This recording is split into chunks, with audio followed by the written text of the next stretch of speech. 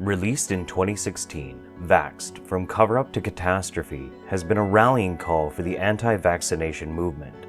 Written, produced, and directed by Andrew Wakefield, a doctor who lost his medical license and was discredited by many mainstream scientific communities, it comes across as a passion project of self-redemption, as well as pushing conspiracy theories and pseudoscience. The story centers around a whistleblower at the CDC, as well as Wakefield himself. And while it neither exonerates Andrew Wakefield nor proves the corruption in the CDC, gullible people worldwide have bought into its claims.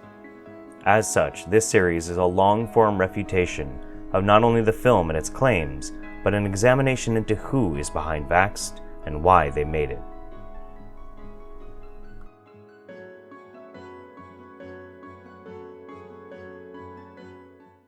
Hello everyone, and welcome back to my series on VAXXED. Now, after talking about Brian Hooker, talking about Polly Tommy, talking about Del Bigtree, it is time to take a look at the notorious filmmaker behind this whole thing and the father of the anti-vaccine movement.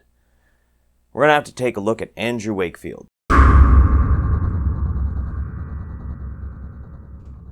Now, what follows is a dense and complicated tale of fraud, misdirection, and conspiracy. Now, I like to think of the story of Andrew Wakefield as how to fail in every way completely, yet still stick around. There's a reason why I tend to refer to Andrew Wakefield as a cockroach, and I'll explain why. Andrew Wakefield was born in 1957. His father was a neurologist, and his mother was a medical doctor.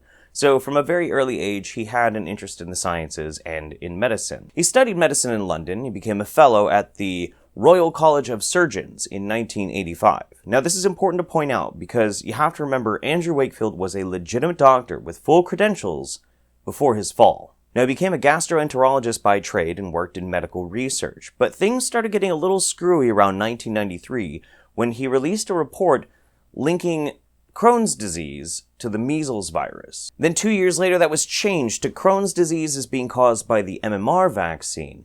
But subsequent studies and research showed that, in fact, Crohn's disease has no linkage whatsoever to MMR or the measles virus. Well, alright, no big deal. Researchers get things wrong all the time. That's why we replicate studies. That's one of the founding principles of science and biomedical research, is you have to have that replicatability. But it wasn't that long after that everything started really turning to shit.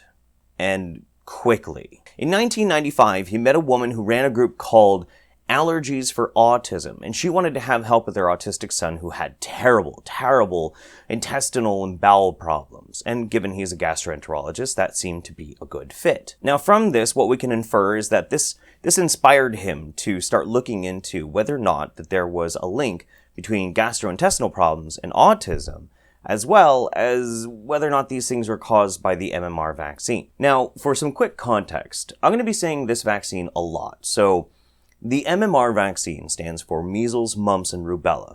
It's a 3-in-1 shot to protect against 3 different potentially infectious diseases that a kid might come in contact with. Now, we do this, well, the medical industry, doctors do this, is because that way we can spare the child the discomfort of extra shots, and it also makes it easier for parents to be able to make sure that their children are vaccinated rather than having to have extra time off for more doctor's visits, that kind of thing. It's sensible. So in 1996, Wakefield began his research into the possible connection between this vaccine and autism. Now, there's some really fascinating things that happen around this time, but we're going to get to them in just a little bit. But first, 2 years later, he then published his research in a journal called The Lancet, and the name of the paper was Ileal Lymphoid Nodular Hyperplasia Nonspecific Colitis and Pervasive Developmental Disorder in Children, which put forth the very controversial notion that there may be a causal link between autism and vaccines. And here's where things start to get really interesting. The study consisted of 12 kids. That's right, just 12. 12 children. And these case studies were supposed to be the evidence for a new syndrome of autism. Not just any old syndrome. No. It's a new form of autism. The problem is that when he started looking into the medical histories of these 12 children, It turns out that what he actually needed to prove that this would be the case, to have the evidence for his claims, it wasn't there. It was missing. A lot of what he needed in these children's medical histories just didn't seem to add up. So what did he do? What could he possibly do? Well, he made it up. Made up the whole thing, altered their entire medical histories, fraudulently changed really important details, the things that, the research actually relied upon. He changed them so that he could then rely on them. Makes sense, right? Apparently, Andy thought that he was smart enough, that he could fool the entirety of the medical and scientific communities. But, it gets worse. Not only was the study pathetically constructed with a tiny, tiny sample size, and not only did he fudge and lie about the results that he needed to come to the conclusions that he wanted to, but he also notoriously at one point paid children at his son's own birthday party to get blood samples from them.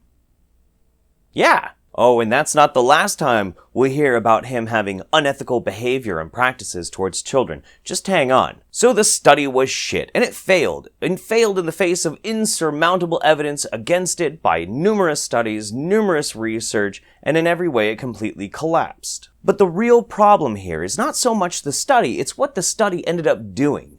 You see, most research, even landmark research that takes decades to complete and thousands of case studies, are not announced via a press conference. Wakefield's, however, absolutely was. Oh yeah, they got a full-blown press conference. And then, at this conference, Wakefield, as well as his paper itself, started saying their now infamous defense, well, we're not actually saying that this paper proves that the MMR vaccine causes autism, we're saying we need more research. Here's a clip from the expose done by Brian Deere, a British journalist, to explain.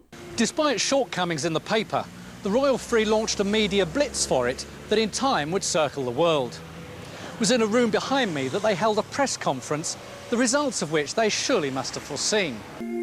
To launch a preliminary study with a press conference was a pretty unusual event. But broadcasters were also provided with a well-prepared video news release funded by the medical school. Although the hospital and the medical school consistently stressed the importance of MMR vaccination, the 20-minute video package contained claims which could only undermine the 3-in-1. Now, to help us all out, they've kindly provided us with a really big needle and a little girl in pain. This is a very slick package for their message. Morning. What the heck? The family of an autistic boy saying they're sure it was MMR that done it. And Dr. Wakefield expressing his view that MMR should be split into single shots. Not once, not twice, 4 times. This press conference started a firestorm of controversy and birthed the modern anti-vax movement. You see, no longer was this just pseudoscience. No longer was this just a belief. They had this one single flimsy little study. So now it was scientific.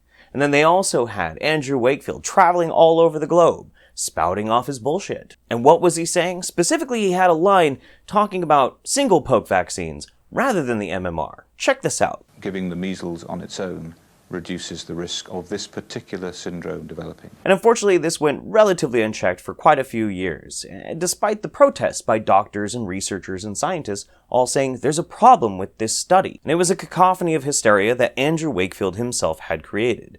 And while he did leave the Royal Free Hospital back in 2001, he did continue to work as a researcher. And then, in 2004, all hell broke loose. Now, I already showed you a clip from the infamous 2004 Dispatches work by Brian Deere. But what that program and Deere uncovered is nothing short of manipulation, corruption, and profiteering. And on a personal note, the following is one of the reasons why Brian Deere is one of my heroes when it comes to investigative reporting. What he did was amazing. What Deere uncovered was huge. Now remember, back in 1996, Andrew Wakefield meets this mother. She's got an autistic son. And then in 1998, he starts looking into potential MMR vaccine to autism links, right?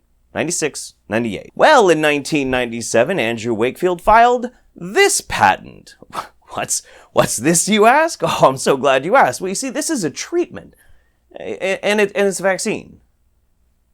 And it's a treatment. You see, the patent itself is a shoddy bit of work, phrasing it as a treatment for inflammatory bowel disease, and this is being caused by measles. Measles causes inflammatory bowel disease, and then by proxy, inflammatory bowel disease is causing autism. None of that is true, by the way, but that's what it's claiming. And while the treatment itself could alleviate the symptoms, it also would work as a preventative measure. It would work as a vaccine. It was a measles vaccine.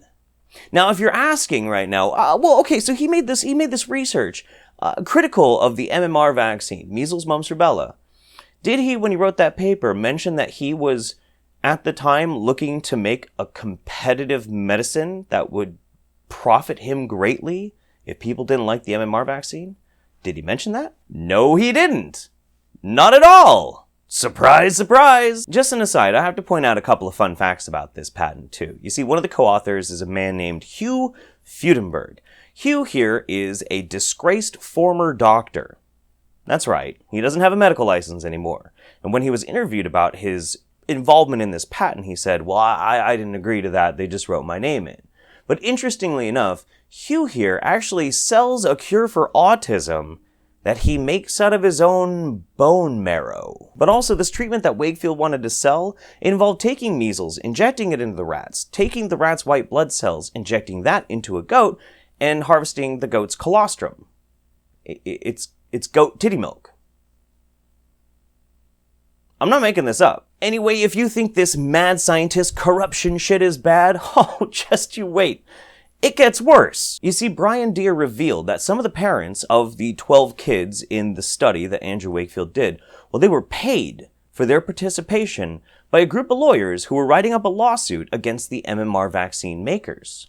And the Royal Free Hospital where Andrew Wakefield worked had been given £55,000 by the Legal Aid Board. And in addition to that, those same lawyers paid Andrew Wakefield for this research that he did, for this fraudulent paper.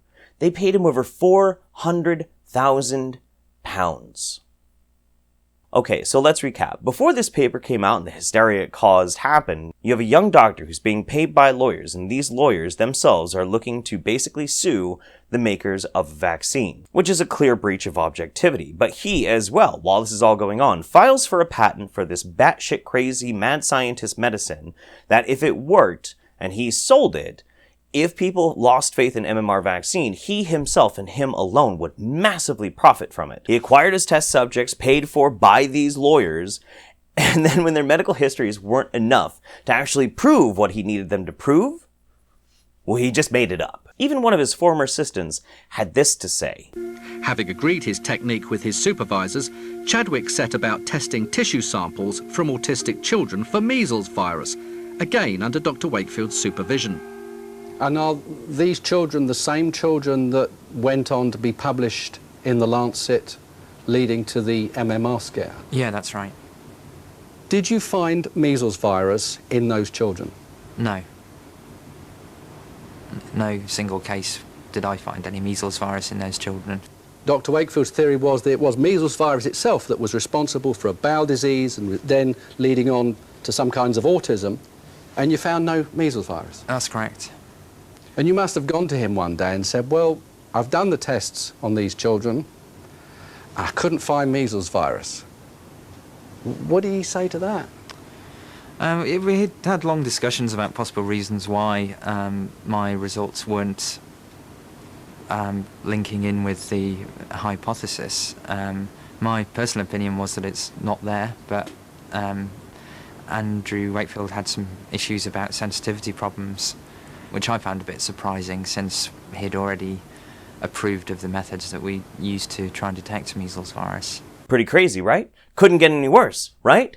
Oh, it gets worse. During his research, he ordered procedures done on these autistic children that he was not allowed to do, not legally. You see, the thing is that Andy here is a gastroenterologist, and he can order things like a colonoscopy, which they stick a camera up your butt, or a colon biopsy, where they scrape the inside of your colon, take the tissue, and study it. He can order that on an adult, but he can't do that ethically to a child. And some of them even received lumbar punctures. That's right, this charming polyp on the ballsack of humanity had autistic children strapped down and a giant needle driven into their spine to extract their spinal fluid.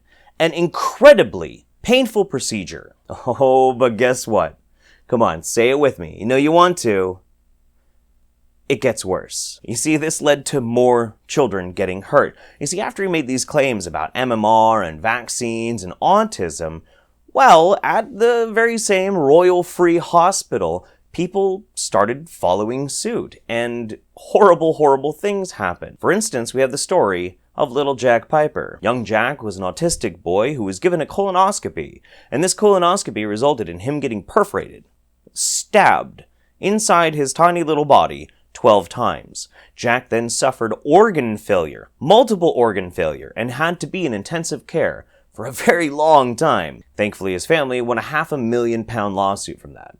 Due to all these conflicts of interest, corruption, monetary gain, and the abuse of children, Andrew Wakefield was stripped of his medical license in 2010. And that should be the end of the Andrew Wakefield story, right? Well, it isn't. We've got a lot more. A lot more. This is only up to 2010. The last 8 years, this little dipshit has been very, very busy. And that's what we're going to be tackling next. Thank you guys so much for watching this episode of VAXXED. Be sure and come back next time, probably in about 3 weeks, when we tackle Andy one more fucking time.